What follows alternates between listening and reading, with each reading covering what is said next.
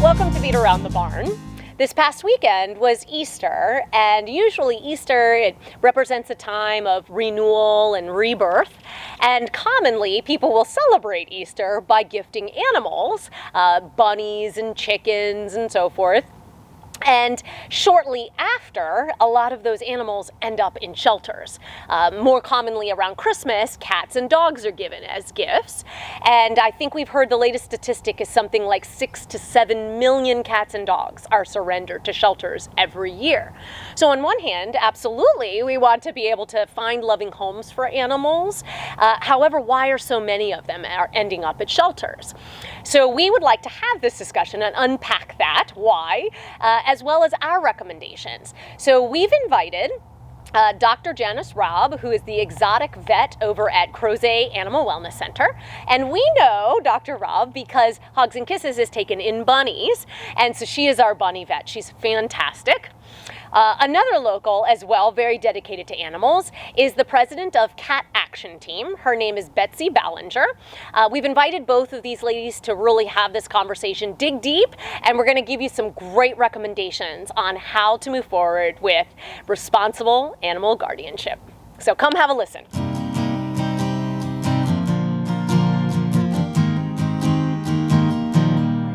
So we have here both Dr. Janice Raab as well as Betsy Ballenger. I would love for you ladies to introduce yourselves so that our viewers can get to know you. Maybe Betsy, would you like to begin? Tell us a little bit about your background and who you represent. I'm Betsy Ballenger, the president of Cat Action Team. We incorporated in 2018 and really started getting to work in early 2019. Our focus is trap, neuter, return of community cats. Used to be called feral cats. I still call them feral cats. And also we have 4 programs. We have the TNR program. We have what we call pet retention colony management. We have the foster adoption program, and then education. And we haven't been able to do much education because of COVID in the last year. We haven't been able to do anything. But our focus really is supposed to be TNR, but our feeling is we help when we can. So we do the TNR by going out and getting feral colonies spayed and neutered. But when we're out in the field, we inevitably find kittens. And if we find kittens that are young enough, we scoop them up, and we have a wonderful team of fosters who foster them for us. We're not a shelter.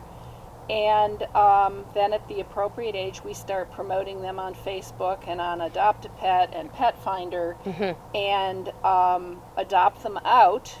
And also, if we find strays in a colony, sometimes people have abandoned cats, or something's happened and the cats just joined the colony, but they're really friendly cats. We will pull them out and rehome them as well. So that's really our 4-point focus. And we cover, well, SPCA supposedly takes care of Albemarle, but we will help there if we're asked to. Fluvanna, Orange, Green, Madison, there's a 12-county area that if people call us, it doesn't necessarily mean we'll go out and do something, but we network with all the other animal rescue groups and the local shelters, and just work together. And you are the president of Cat Action Team. Yes, ma'am. Okay, wonderful. Wonderful, thank you. And how about you, Dr. Raab? Tell us a little bit about you and who you represent. I am a veterinarian with Animal Wellness Center in Crozet. I have a focus on exotic pets, so I treat many species, everything from mice and gerbils to turtles, tortoises, snakes, birds, rabbits, ferrets, guinea pigs, you name it, probably I'll see it. Pot-bellied pigs, chickens, I have a wide variety of interests. I'm also certified in veterinary acupuncture and have a strong interest in nutrition and holistic medicine, Chinese Herbal Medicine. So I have a little bit of a unique practice, taking a little bit of a different approach towards things. And how long have you been a vet? I am a 1999 proud graduate of the Virginia Maryland Regional College of Veterinary Medicine in Blacksburg. Okay. So I've been doing this for a while. I say I've spent my life trying to figure out what I want to be when I grow up. I've been in equine practice. I've been in exclusively exotic animal practice. Oh, wow. I've been in small animal dog cat practice, and now I have this wonderful opportunity where I can follow all my dreams and do exactly what I want to do. Wonderful, wonderful. So with this episode, right, we are talking about should animals be given as gifts. So I'd love to know, ladies, have either of you ever been gifted an animal before?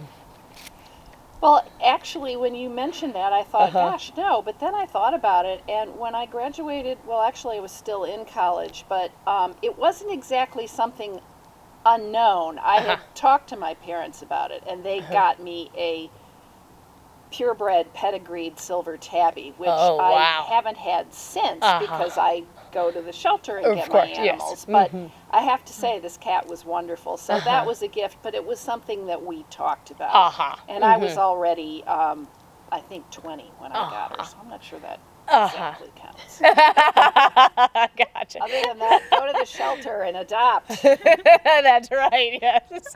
How about you, Janice? Ever been gifted an animal? I think I had the same knee-jerk reaction as Betsy, like, no, I've never been given a pet. But then I thought back, and I think I was 7 when I convinced my parents that my neighbor was giving away a pony and that we should take in this free pony. And I came home one night, and my dad had built a little paddock, and in the paddock was a pony. And I will say it was probably the biggest mistake of my parents' life, because now, you know, half a dozen horses later, I am a certified addict. And The obsession grew, right? The obsession grew, and it never died. Right. It's not inexpensive either. No, indeed. That's right. Exactly. They did not know what they were getting into. Absolutely, awesome. they did not. But it all worked out. Indeed. That's wonderful.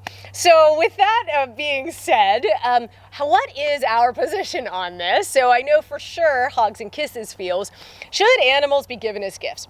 We will say yes, but with a huge but, okay? Huge but, which is that what we advocate for is responsible animal guardianship. We, of course, believe that relationships with animals is one of the most amazing experiences you can have, but we want it to be one where you take it with responsibility. So we'll go through that today, but I'd actually love to hear from the two of you as well. Do you believe they should be given as gifts? Are you a yes but as well, or a no? I would say a yes but, because there are many good reasons to do it, but it's got to be done thoughtfully and carefully. Yes. And yes. As you mentioned, I think, or somebody did, we have a process. And if you go through the process, it can work just fine. Right. Right. So, yes. I don't know if now is the time to explain the way we do it with the Cat Action Team. Sure. Why don't you give us an overview, because we will talk about some of that too, because one great thing about this, Betsy, is that if anyone is running your own rescue or helps animals and things like that, you would obviously want to hear maybe what is successful for other associations. So yes, absolutely. Right.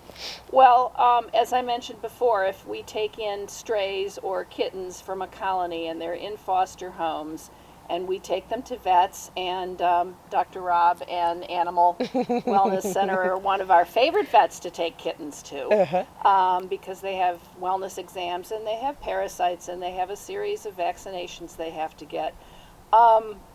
So, and as I also said, we start posting on Facebook and say things like, this kitten will be available at, whenever, and we're taking applications now. We have an application form on our website, or we can email it to people, which is 2 or 3 pages, and asks a lot of key questions like, are you prepared to take on this cat for the rest of its life? Are you prepared to pay just yearly annual costs and the occasional expense that might come up? Where do you live? Are you in an apartment? Are you on a farm? Are you going to keep the cat inside or outside? All those kind of questions. One thing we have on there, which is kind of hard to enforce, but we ask if they plan to declaw. And we are adamantly against declawing, and we won't adopt anybody who is planning on declawing. And we've had a few instances where people are totally ignorant, and they've never even thought about it. And then sometimes they might say, well, yeah, because I don't want my furniture ruined. And then that's an opportunity to educate. Sure. But if we have any inkling that they're planning to declaw, they don't It's get a deal the breaker. cat. Yeah. So they do the application. Then we used to do a home visit. After COVID, we now do video. Okay. We also check references. Wow. Vets, and although I always laugh about references, vets are good references. But friends, what, are you going to give a reference and they're going to say she'd be terrible? Right. But we do check. Okay. We do check. And in this community, it's amazing how many people know other people. So, we even have a list of do not adopt to. Okay. And so then, if all that goes forward, they fill out the adoption agreement.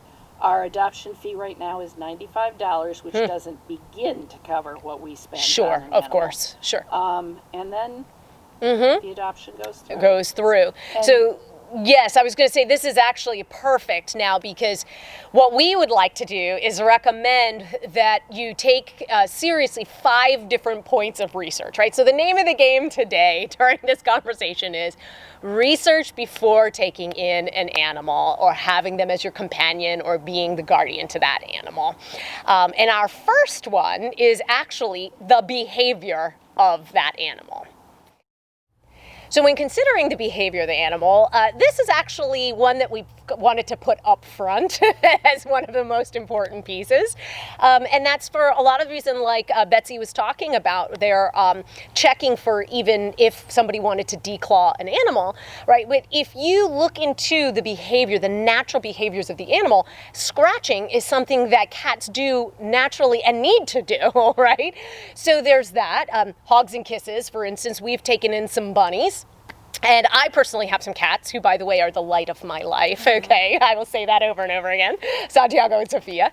And with them, I actually have a relationship where I cuddle with my cats and so forth. But in taking the bunnies, I realized, wow, okay, I had to learn that they're actually prey animals, and picking them up may not be something they want. It might be what I want, but it may not be what the animal wants.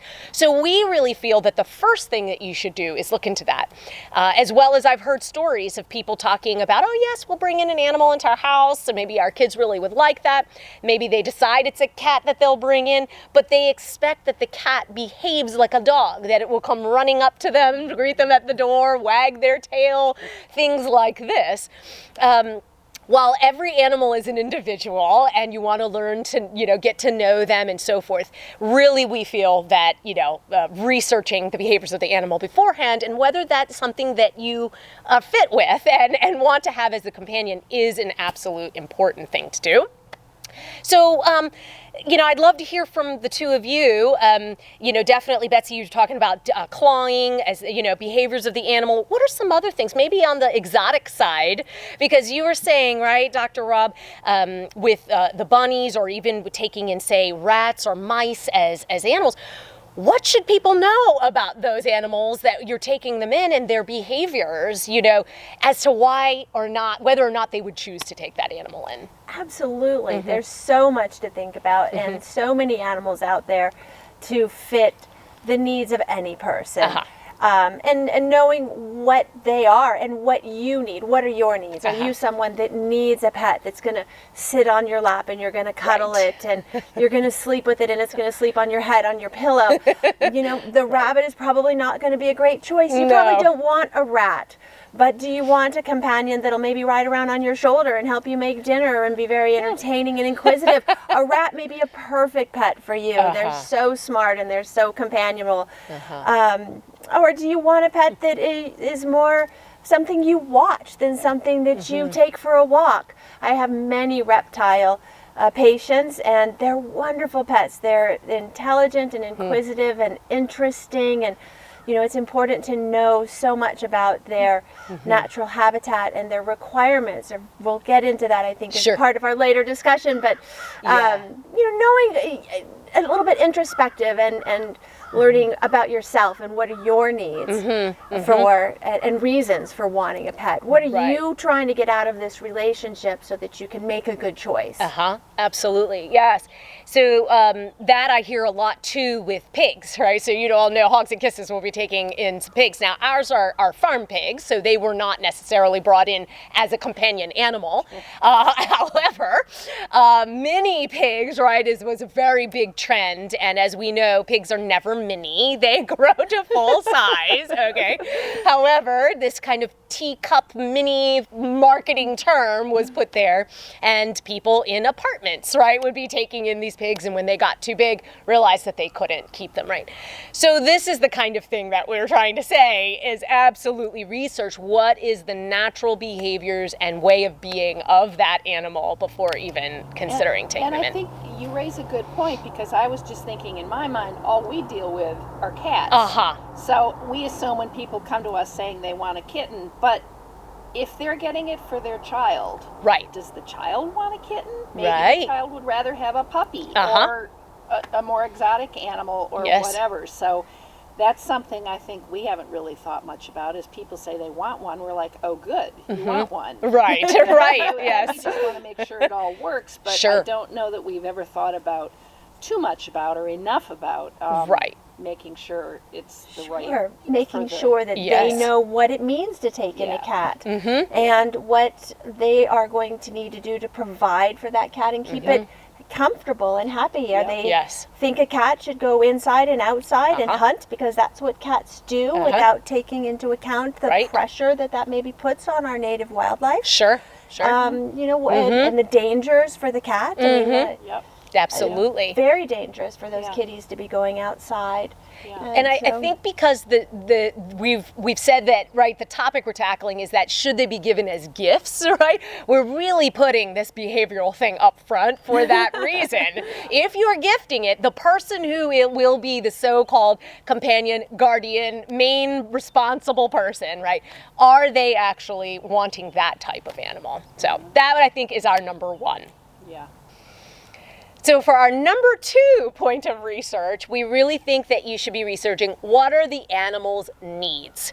So we'll go through some of those. I think the ones that come to mind, off the top of my mind, is number 1, what type of food do they need? That is number 1.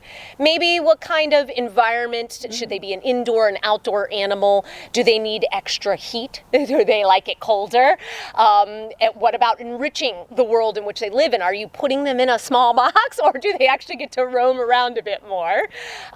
Or do you actually have to create an enclosure of some sort, right, for them? And also to what is maybe their lifespan? What is overall their needs? Now, and that's not an exhaustive list, right? What else do you think that people should be really concerned about in terms of an animal's needs? Well, of course, I deal with this every day, especially with my interest in exotic pets. I am just so closely aware of how hard it is sometimes to get that information. What does that animal need? And where do you get that information? And is it good information? You brought up the pigs. Yes. I am the proud guardian of 3 mini pigs, pot-bellied pigs, because my daughter saw on the internet how cute those little pigs are, and she had to have one. So I got interested in pig rescue, and now I rescued 2, and I had a 3rd that actually showed up at my house. How random. But, you know, I had smart choice making on that pig's part. Smart choice on that pig's part. He found the right place to live. That's right. But, you know, she really didn't know what that was involved, what was involved with taking care of those pigs.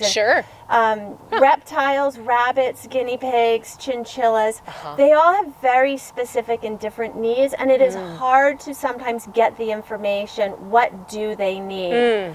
I would love to put a plug out. Please bring them in and let's talk about it. It's a huge part of what my visits are all about. People are under the impression I'm going to get a pet whatever it is, and it doesn't need to go to the vet. It doesn't need shots. Right. And so they don't bring it in until it's medical really, needs. really sick. Yes. And it's sick because they didn't know how to take care of it. And they had a hard time doing the research and finding good, reliable information as to what that animal's needs are. Absolutely. Don't just go to the internet and don't go to Facebook. Yeah, exactly. Right. I mean, you see on Facebook all the time the most idiotic. You know, on one of our previous episodes, we had a representative from a wildlife sanctuary here. And there were some animals like a vulture, an opossum, a raccoon that were, in somebody's yard, and they took it in as like a small, and tried to domesticate these animals, because they wanted to make it a pet or what have you. And it's things like that where they got to the point where they said, wow, I can't support the needs of this vulture anymore. But now they go to the wildlife refuge and they can't be released back into the wild because they're now know how to be wild. They don't know how to be wild. Right. So it is about responsibility and really knowing what that animal's needs are before you take it on.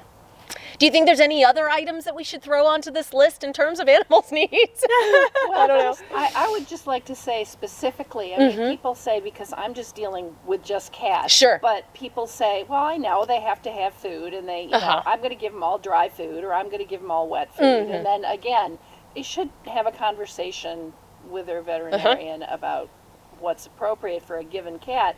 But also where the litter box is. It doesn't. It can't be out in a high traffic area. One litter box per floor, especially if you have multiple cats. Right. Also, we do, which I haven't mentioned.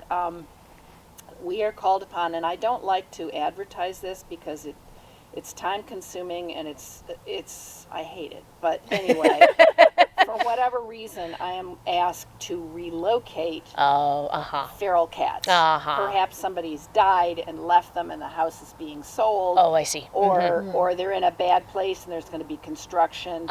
So I have to trap them.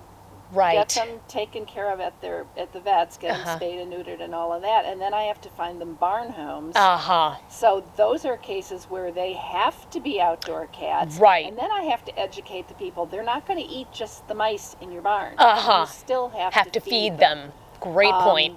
Feed them and provide them clean water every day and shelter. Right. Even though they're barn cats. Exactly. So, yes. Perfect. Exactly. Right. So any level of guardianship, requires you looking into their needs. Wonderful. Wonderful. It requires care. It does. I really love the parents that bring me a pet and they got this pet for their kid, or sometimes the kid got it for themselves, and they made the deal with their child and said, all right, you really want a ferret? Then I need for you to do research, and you're going to write me a research paper on what are the needs, what is going to be involved with having this ferret or whatever as a pet. And I just love that when they get those kids involved and they're doing the homework and they're doing the research. Exactly. Yes. And they really take ownership of it. Love it. Oh, and I got to so meet those often, parents. boy, those kids, they know more than the parents. They're fantastic. Wonderful. I love them. Yeah. Wonderful. So that now leads us to our number 3. So our number 3 is cost considerations. Okay, so I have a lot to say on this subject, being that Hogs and Kisses is building this year. So we are literally building from the ground up. And as I mentioned, we're taking in farm pigs. So putting in the fencing, proper predator proofing, building the barn, having the barn have a waterer, proper gates, an area that what if one happens to get sick and needs to be separated? We need an area for that. Considering the bunnies that we took in. I was looking into different kinds of homes and enclosures for bunnies, and the first understanding, because I had no understanding of bunnies at all before I started researching, and I thought, I'll just throw them in some small hutch or something like that, and I was asking around and got myself educated and so forth that, oh no, they want area to run around, lo and behold, right, and to hop on things, and they need a certain amount of space, and they like to chew everything, right, and they're a little rascally, so they're knocking things over and they're chewing on their grass mats, and it's a little bit of a mess. So if you are a type A clean person, I don't know if rabbits are for you, But the cost of all of that was mind-blowing to me, because they need chew sticks and they need a grass mat. Then they need, proper hay. They have to eat Timothy orchard hay and so forth. There was so many things. Plus, they needed to be spayed, right? Now, ours are girls, so they were spayed. And the spaying. And then Noisette got GI stasis, gastrointestinal work, which Dr. Raab really helped us with. And that was a couple of trips to the vet, and that cost, right? What if you're taking in a senior animal, right? And looking for a senior animal, and they're more towards the end of their lifespan. Well, geez, you're going to have to consider that there will be medical expenses, for that. Or my cats, right? The food that I research and buy them is considered more on the premium side, right? Or do you just give them dry food? Do you get them a climbing cat condo and a tower to scratch on, right? Leashes and things and beds. I mean, there's, depending upon the animal, there's so many things that you have to look into. So cost is a huge one to consider.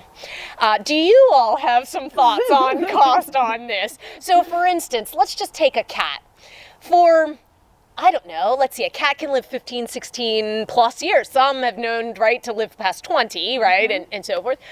What do you think over the lifespan of a cat? How much are we spending here? I was thinking about that, and I really can't give you a number. I think our adoption application actually says, are you prepared to spend? And I think it says something like, $500 to $700 a year. A year.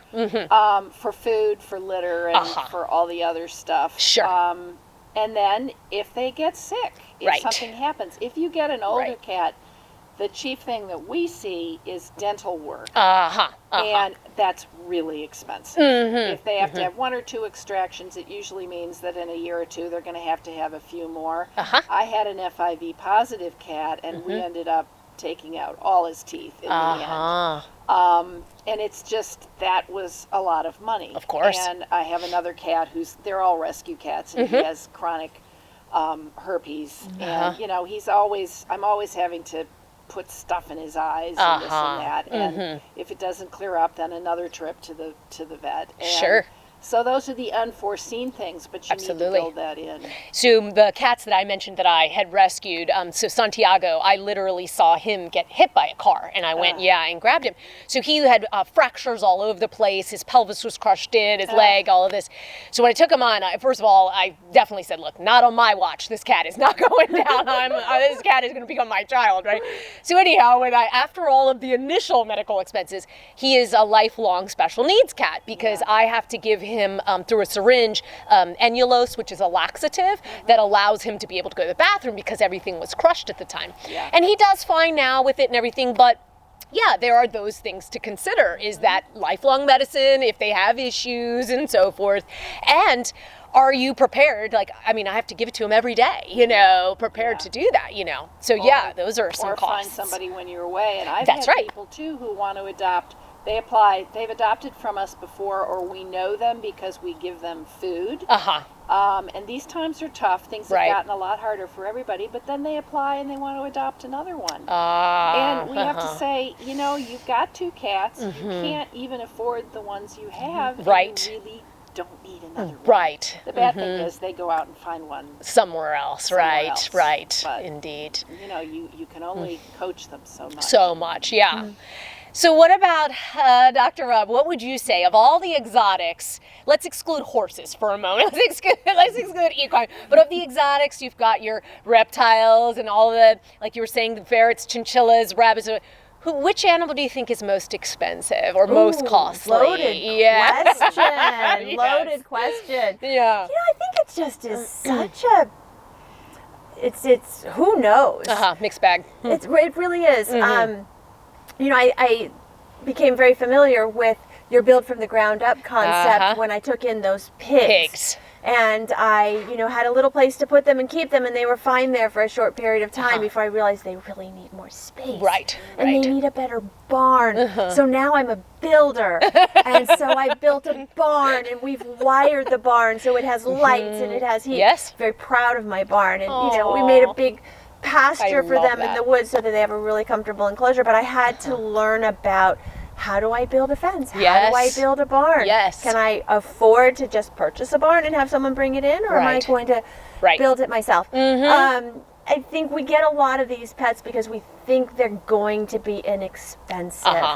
And they're not going to need veterinary care. We mentioned vaccines. Yes. There's routine care that we anticipate with dogs and cats and maybe horses. Yes. But we don't necessarily anticipate I'm going to need to bring my rabbit, guinea pig, mouse, gerbil. I have people that are so almost embarrassed. I'm so self-conscious that I'm bringing my hamster to the vet, and I laugh and I say, this is what I do. Right. Lots of people bring their hamsters to the Yes. vets because we can help them. Of course. But absolutely. things to think about, Yes. you know, and you're going to take that into consideration when they get sick. And if Yes. you're gifting a pet, whose responsibility Exactly. is it? Such a good point. That's exactly right. Because, you know, if you're gifting it and it's in your family, I think, right, if you're doing it for your child, you know, as the parent, that obviously you're going to take on that cost and you're okay with it. But what if you're gifting it to a significant other, you know, and who knows if you stay together or not, right? And then who has, you know, so those are some things and considerations, yeah. And who is the pet take really on. for? That's I right. certainly remember giving Yes. my husband a leopard gecko for his birthday one year because Wow. I really wanted that gecko. But I was under no misconception that he was going to care for it. Right. And I think as parents, it's our responsibility to understand even that wonderful child who did all the research and they tell you, I'm going to take care of it. It's going to be my responsibility. Sure. But at the end of the day, we as parents need to understand it Sure. is our responsibility to know. I can't rely on my child to afford the veterinary care or maybe some of the other needs that the pet is going Absolutely. to have. Indeed, indeed. And now, and one thing I do want to say is I know we're in COVID times, and that has been hard for many, many people, whether it be their employment or whether they had to move out of their homes or whatever it is. So we realize there are some circumstances that life pops up, and thus then the animal might have to go to a shelter or you might rehome it and so forth. So we do understand that. We're just wanting to try to impress upon you that before taking that animal in, think and consider all of the costs that come into play.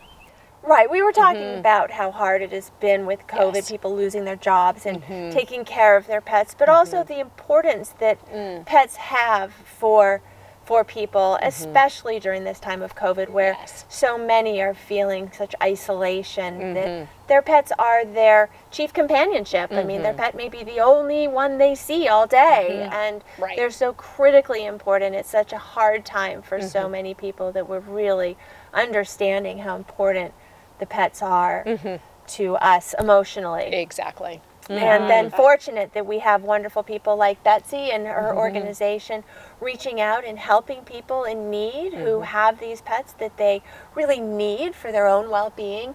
And maybe they've lost their job or can't afford them, and we are maybe giving them some help when they need it. Absolutely.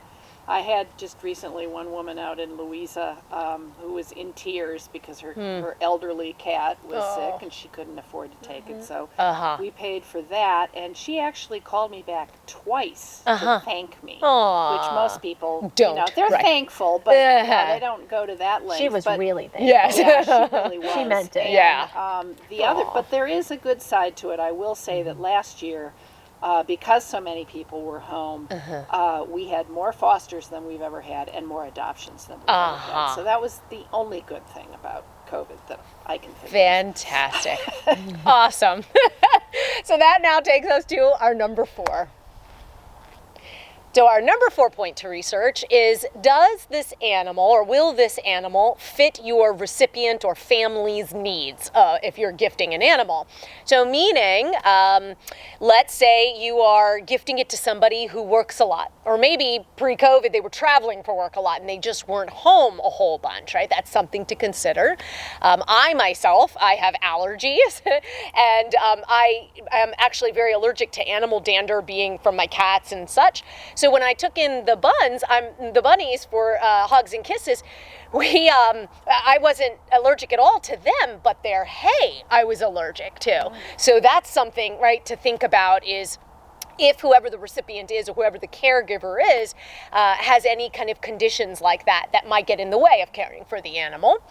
And another one that comes to my mind as well is if you are taking in an animal, do you already have one? And now, will those animals get along? Cats, dogs, or just even cat, bunny, right? And will they bond or not? Are you prepared that they can live separately, but yet you give them same and equal care, right? Things like that. Any other thoughts about those things, ladies? How it might fit the recipient or animal or the family's lifestyle? Well, I do think it's important about being home or not. Obviously, with dogs, I get so angry with people who have dogs and they work all day and there's nobody there with a dog all day. I have neighbors. They bark. They just bark all day long. But with cats, I think if you play with them and give them enough resources, they can keep themselves pretty happy. That's what I like about cats. They're so independent.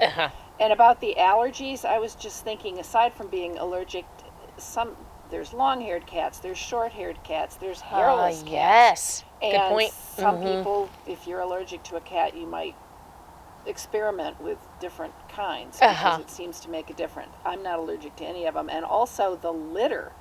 Some of these litters are scented, and some people really have a reaction to that. Indeed. So you just have to think about it and be aware that you might have to experiment a little bit. Cats, they're pretty independent, and if you've had one, you should kind of know what you're getting into. Sure. Yes. Oh, and the one other thing is, if you do go away on trips, be sure you have a good, reliable pet sitter. Yes. And that gets into cost because they are not cheap. Right. That's right. $20, $30 a day or more if you have multiple animals. That's right. And I'll never forget once having a neighbor said, "Oh, I'll do it," and and about halfway through the trip, this is in California, I'm in New York, she calls me and says, "I can't do it." And I'm like, "What do you mean you can't do it?" Right. So be sure you get somebody. I mean, that could happen to anybody, but you got to make sure you have somebody reliable, and that's what you're paying for. That's what you're paying for. Exactly. Absolutely. It's a very good point, especially with our special species. Exactly. I was going to ask a lot of people have experience with cats and dogs, and they understand what those needs are. Yes. And they may also understand what to recognize. If your pet gets sick while you're away, will your pet sitter recognize that your pet is sick? And if your pet is a special species, if your pet is a bird or a reptile or a rabbit, I mean, will they recognize that your snake is sick? Right. I am a veterinarian largely because I took in a neglected snake. Yes. And my roommate at the time said, "Terrence is sneezing." So I took Terrence to the vet, and sure enough, she had pneumonia. Cost $300 later, and this was easily 25 years ago. Wow. I was giving shots to a snake. Wow. Yeah, so if you have a snake, because I mean, listen, if somebody asked me to come help them take care of their dog or a cat, I probably would be a quicker, easy yes. No problem. But if somebody asked me to take care of their snake, I would say absolutely, unless maybe you were the type of person, right? So that is a great point, yes. Can you find a pet sitter for your bird? Can you find a pet sitter? A snake, it may be a moot point because they can go quite some time without feeding. They are very independent. They take care of themselves, so it might not be an issue if you're going away for a long weekend. But what about your bird who needs a lot of interaction? They're a flock species. It goes back to what are the needs of the pet? What are the needs of your family? Can you find somebody that knows how to care for them? Because unfortunately, look at your community. Are there facilities that will board those species? That's exactly right. Because we have a lack of that opportunity in our community. Yes, and that's one thing too, as at Hogs and Kisses, we're looking at, vet care for farm pigs. The vets here, right, for farm pigs tend to be more around production for them. But now we're talking longevity of life, right? So it's a little bit different care that goes into that. Can you find a vet that's going to care for your pet? I had someone reach out to me almost a year ago and said, "Would you be my veterinarian for my wallabies?" And this individual had done to our point, a Yes. tremendous amount of research. He had lined up specialists with whom I could consult. He knew what Great. environment they needed. He did all the right things. Wonderful. And I said, sure, that's a project I can sign up for. I can get and take behind on. that. But, you know, before he even acquired the animals, he was reaching out and finding, am I going to have the veterinary care that these animals might need? So those are important things to think about. Exactly, yes. How many wallabies does he have? He has 2 wallabies, and they are truly the softest animals Oh, I've ever petted. amazing. They're How adorable, amazing. and wonderful because I want a wallaby. but first you're going to do the research. You're going to do and the find research, out what that's exactly they right. need. Definitely. Great. Okay, so how does it fit your family or the recipient's needs, right? So last point, we're moving on now to our number 5. So that brings us now to our number 5 point, which is time commitment. Now, in this case, we can look at time commitment from many different angles, which number 1 is how long will that animal live? What is their expected lifespan? So we should look at that. But then also, what time commitment are you willing, or the recipient of this animal as a gift, right, willing to put in with that animal? So if it's a dog, are you willing to take it out on regular walks, right? With a cat, are you willing to have yarn playtime or laser playtime or even brushing some of them, right? Any other time commitments around that? Maybe if it's, for instance, with us and our buns, I do actually sit with them and allow them to hop around, hop into my lap if they'd like, and go around. But it's spending time watching them, learning them, bonding with them. And also, in time commitment, I like to put routines. I like to think about it as consistent routine work with your animal, because what that does is it ends up building trust between your animal and yourself. Again, building the bond. But it all comes back to time, I think, on this one. Would you two agree on that one? Absolutely. Mm-hmm. Yeah. Mm. What other time commitments do you think that we should make sure we highlight for everyone? Well, again, for cats, because they're quote unquote independent, it varies greatly cat by cat. I mean, kittens, you definitely should play with them, and I never really thought about it because I myself haven't had too many kittens in my life. But when you play with them, you shouldn't be using your hands a lot so that they scratch, because that's their natural instinct. So you have to do that a certain way. But with kittens, it's important that you play with them a lot, or give them things to play with. As they get older, I think you kind of follow what they want to do. Right. I have a cat. My cats are all older now, but every night, if I'm sitting down reading, he gets in my lap. And if I'm busy that day, I can tell. He's like, when are you going to go sit down? So I can get in your lap. So I think you have to kind of go with cats by what they want. Yeah. But keep them engaged with toys and that sure. kind of thing.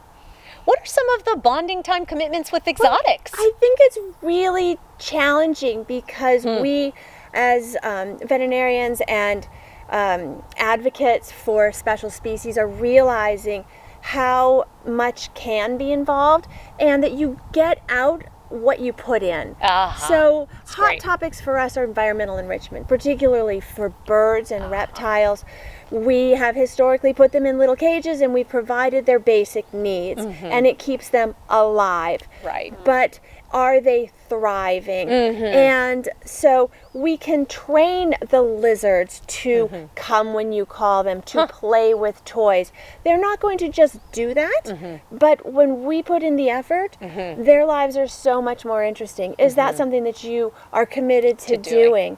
Or are you okay with having a pet that's a lump on a log and is alive, but maybe not really happy? Right. Also, how long is that animal going to live? Are you looking at a pet who may have a very short lifespan, but you're very sensitive? You have a really hard time with loss? Perhaps that mouse who's only going to live a couple years isn't a good choice for you because the heartache that you're going to suffer. So you want an animal that's long-lived. Wow, a tortoise is a great choice. But do I have anybody that's going to care for that tortoise? We don't Right. think about most of our pets outliving us. That's not typically the goal. But if you're taking on a macaw or a tortoise, certain species, they may very well outlive us. They have a very long lifespan. What's going to happen?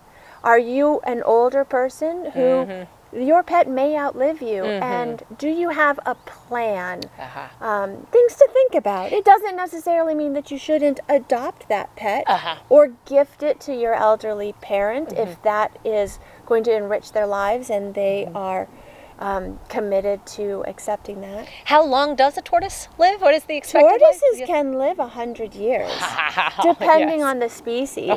And how big are they going to get? Some of our tortoise species stay really small. And so we get them, we see them at the pet store, and we see these little tortoises, and they're really cute. And we don't understand that ultimately that Burmese python is going to be 20 feet long, and it's going to need an enclosure the size of a large bedroom. Wow. Or that tortoise is really going to need, you know, a large enclosure. Wow. Yes. You can't just keep it in a 10-gallon aquarium forever. Indeed, indeed. Yes, I mean, I get asked all the time, having, you know, starting this sanctuary, oh, how long does a pig really live? Like, most people don't know that, you know, because most pigs don't live very long. They so think they of don't realize that, you know, 15 to 18 years some of them could be, you know. So, yes, knowing the lifespan of your animal as well as the time commitment. And I really love that, the time you put in is what you get out. And also, the older they get, the more health issues. Oh, yes. And the cost. And probably, more time commitment you need. Right. Absolutely. Yeah. Great point. Indeed. If you're taking in an animal that's special needs, certainly. Yeah, too. And it's a wonderful thing, and there are people that do it, and they do it very, very well, and I have so much respect for them. That those special needs animals are their special calling, and that's wonderful. But that might not be right for all of us. Absolutely. No, it's difficult when you think about, I don't know if you knew Jackie Myers at Peaceful Passings, and she took in elderly dogs, and how hard that must be. Absolutely. Because they have their issues, but she provides them a beautiful It's a wonderful thing, but Yeah. can you emotionally, especially perhaps provide during that. this difficult time, are you going to be okay with that, with those peaceful I'm passings? sure it takes a toll after. Indeed. Yeah. Without a doubt. I mean, it's a wonderful gift, but also can be very hard, hard to take. Sure. I have to say, in my position, I get calls when we send somebody called and says, my cat's been hit, my cat this, that, or the other. We send them to the vet, and I get the call, and it's either going to be thousands of dollars, or which the people can't pay, and neither can we. Because our focus is really TNR, so I have to make that call a lot. It's and very it's tough. not something I enjoy doing. No, indeed. It brings up a really excellent point, because medical care is very expensive. Yes. And veterinary care is increasingly expensive, and part of it is we have more sophisticated tools available to us. We have people who want more for their pets. They want that MRI for their pet. These things can all be very, very expensive. But also know that there is insurance for all these pets. And so that's something that people don't always think about. It's something that I think people are not necessarily aware of, that there is insurance available even for our special species, even for birds and rabbits and guinea pigs and all of our species. There are insurance companies available, and I've had people be able to do some pretty amazing things for their pets because they had that insurance for them. That's a great point. That's a good point. Really I'm good. just thinking about doing it myself. Indeed, yes.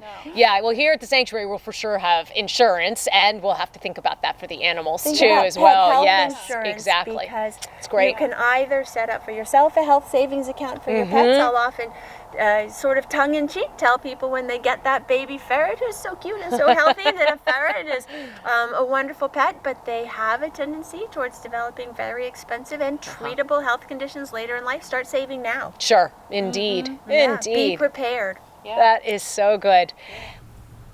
So we've gone through lots of information today. Let's do a quick recap. We urge that you are responsible by researching before taking in an animal or gifting that animal to someone. And those 5 points is absolutely look into the behavior of that animal and make sure that that is a fit for whoever the recipient or the main caregiver of that animal will be. What the animal's needs are, right, from food to their environment. The cost, that is a huge one. And then whether it fits the recipient or the family's needs, their lifestyle, and if they have any conditions themselves, like the caregiver themselves, aside from the animal. And the last one, 5, very important, your time commitment, the lifespan of the animal, but also how much you'll put into it. So please do research ahead. And I'd like to wrap up this conversation with one last question to you both. With us talking about being responsible, right, throughout this entire episode, research and responsibility, do you think that helps or hurts this, our obviously main mission is to have these animals be cared for, right, well and cared for their lives. Does it help or hurt that mission? What do you think? Oh, I think it absolutely does help, because if somebody adopts an animal or a cat or any animal, and it turns out not to meet expectations for whatever reasons, right or wrong, that animal's going to have to go be rehomed, or if people aren't, or dumped. I might as well just say that's right. They take it's a reality. Cats out and put them at the end of a road and say, "Look, there's cats over in that barn," Uh-huh. and that kind of thing. So yeah, absolutely. It may stop a few adoptions, but if it does, it stops them for the right reasons. Right reasons. Absolutely. Yeah, well said. Mm-hmm. Yes, our goal is to find forever homes for any of these animals, not just a temporary home. As a sanctuary, you probably already have experienced the overwhelming need for or desire for rehoming pets. Our rescues and sanctuaries are overburdened with unwanted pets. We have bird sanctuaries that are overburdened, rabbit sanctuaries that are overburdened. Absolutely. And really do the right thing and know that when you take on this pet, the goal is that you're providing for it a forever home. Right. Forever. Well, thank you so much. Thank you, Betsy, and thank you, Janice, so much. I really appreciate you all being here and beating around the barn with Hogs and Kisses. Thank you.